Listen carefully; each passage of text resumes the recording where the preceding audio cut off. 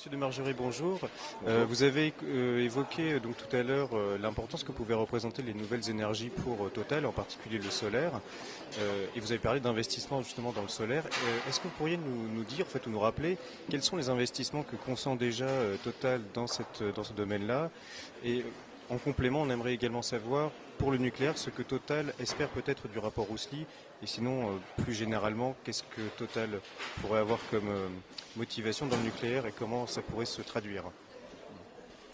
Sur la première question et pourquoi nous regardons Total d'autres formes d'énergie que les énergies fossiles, hein, comme le pétrole et le gaz, c'est clairement parce que nous avons fait la constatation que nous allons probablement nous trouver un jour, en tout cas pas à court d'énergie traditionnelle en tant que telle, mais pas assez disponible pour faire face à la demande. Et que donc à ce moment-là, la meilleure solution, c'est aussi de regarder d'autres énergies, comme le solaire, dont nous n'étions pas vraiment occupés jusqu'à présent. Puis en plus, comme ce sont des énergies qui sont quand même, j'allais dire, plus propres que les nôtres, en tout cas qui émettent moins de CO2, c'était en même temps une manière aussi de faire un effort dans cette lutte contre le changement climatique. Parce que le problème du solaire aujourd'hui, c'est clairement, il n'est pas encore suffisamment efficace.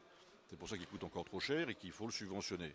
Or, on sait tous que des produits subventionnés ne durent pas éternellement. Les pays finissent par arrêter, et puis en particulier quand on est, comme en ce moment, dans une période de crise, en tout cas avec des problèmes de financement de la part des États, ils vont avoir tendance à réduire les subventions. À nous peut-être de prendre, non pas le relais de subvention, mais le relais dans la recherche et trouver des solutions pour qu'effectivement le solaire devienne véritablement une énergie de demain. Alors, le nucléaire c'est le même style de sujet. Oui, on peut contribuer, oui, on a la manière et le savoir-faire, même si nous ne sommes pas des nucléaristes à ce stade. Donc à partir du moment où, toujours pour les mêmes raisons, on pense que les énergies fossiles ne seront pas suffisantes, eh bien le nucléaire fait partie des choses qu'on doit regarder, d'autant plus qu'aussi le nucléaire est moins contributeur aux gaz à effet de serre que les énergies fossiles. Maintenant, ça aussi, ça prend du temps, et puis comme vous le savez, on parle beaucoup du nucléaire, mais il y a aussi beaucoup de gens qui sont contre. Donc il va falloir aussi qu'on trouve une solution pour que ça ne soit pas non plus une raison supplémentaire de, j'allais dire, rentrer dans des dossiers qui provoquent.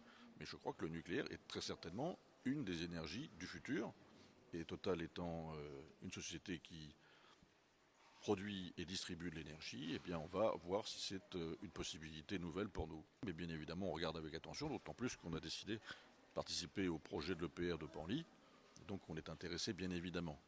Et puis comme ça ne concerne pas que la France, mais aussi l'étranger, eh bien nous avons participé, comme vous le savez, au débat et en particulier en répondant aux questions de François Roussely.